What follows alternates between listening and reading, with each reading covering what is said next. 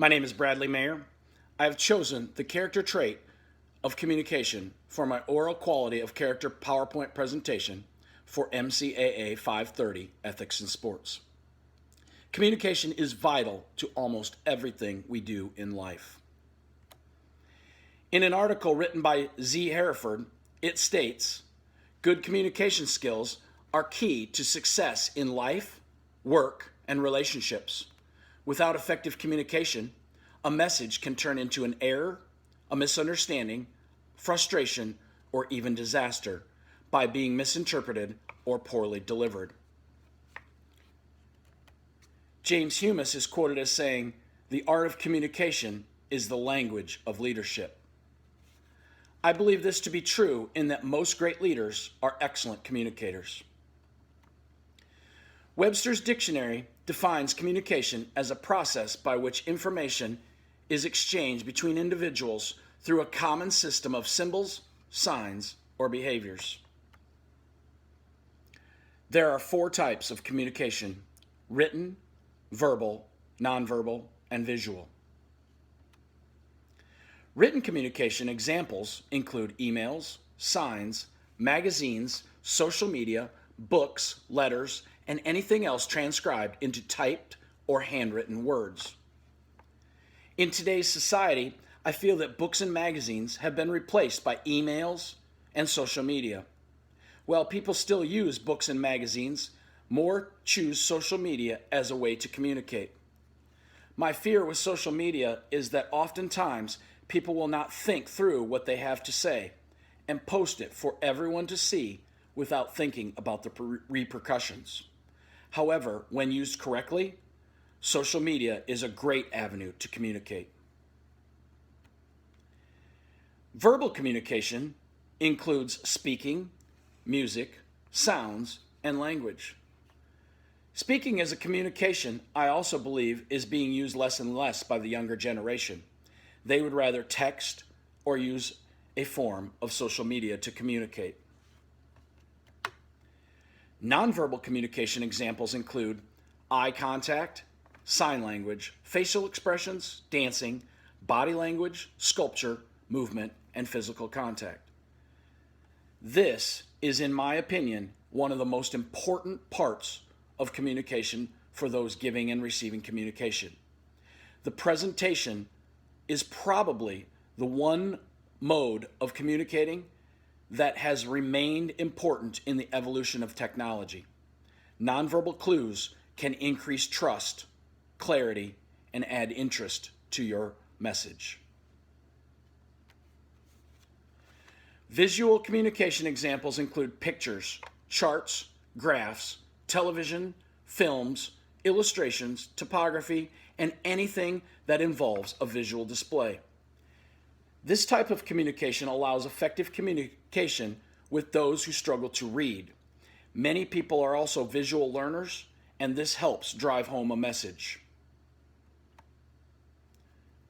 Webster's dictionary defines listening as hearing something with thoughtful attention or to give consideration.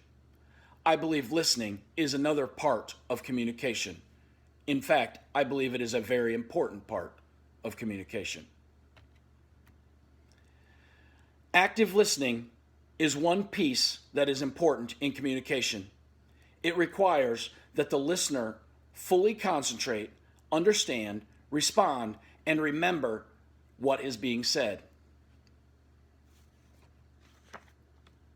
There are many ways to show active listening using nonverbal clues. They include a smile, eye contact, posture, mirroring, and any non-distracting examples. Verbal ways to show active listening include positive reinforcements, remembering, questioning, reflection, clarification, and summarizing.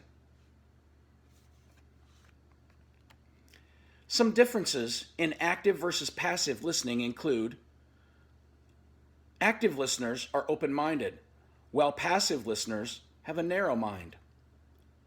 2. Active listeners are interested in new ideas. Oftentimes, passive listeners are unreceptive to new ideas. 3.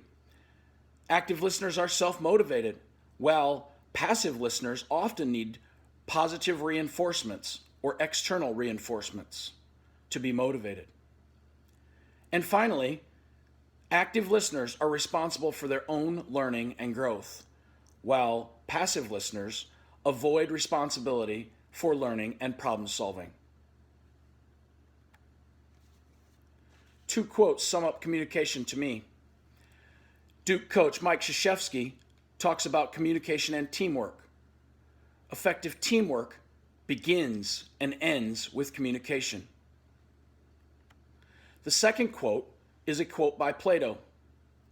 Wise men speak because they have something to say. Fools because they have to say something. Our book, Teaching Character Through Sport by Bruce Brown, has 3 things about communication that I feel are important. The first slide states, on the best team, communication is appreciated and seen for what it really is, a statement that the coach cares for an athlete. Players don't care how much you know until they know how much you care, and this must be communicated to those players. The second slide from our book states good communication allows every member of the team to feel secure in expressing his views and also facilitates a higher degree of support for each other and in the decisions of the group. I think it is important that all members of the team feel important and know that they matter. It is okay for everyone to have an opinion. The final quote from our book states, one positive area that can always be rewarded is physical effort. By clearly communicating to our players that their efforts to do the best for the team are important to you, regardless of the outcome, a coach sends a message of acceptance to his athletes. Even though we all want to win, I agree with Coach Brown. There is a need to reward our players for giving the best effort, no matter the outcome. Communication in basketball is important to everything you do. Communication is needed with players, parents, administrators, teachers, and many others. In games, while on offense, coaches and players communicate about set plays, out-of-bounds plays, screens, instructions, and even offer encouragement. We use a quote by Doc Rivers to explain playing defense in our program. Celtics coach Doc Rivers on communication and defense states, if you're not talking, you're not playing defense. We truly believe that when we play defense. Communication is needed on defense to communicate what defense we are in. Are we in a zone? Are we in man? Or are we pressing?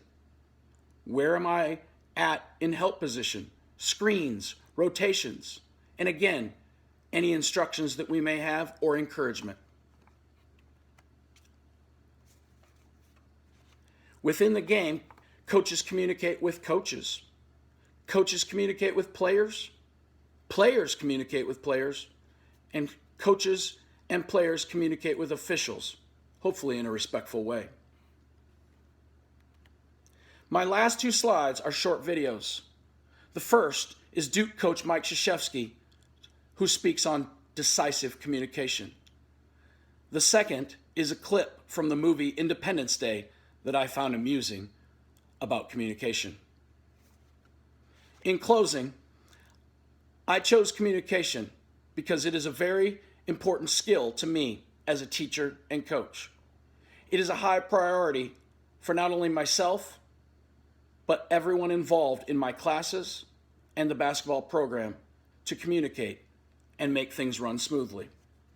I believe communication is one of the main things we need to teach our students and players so that they may be successful.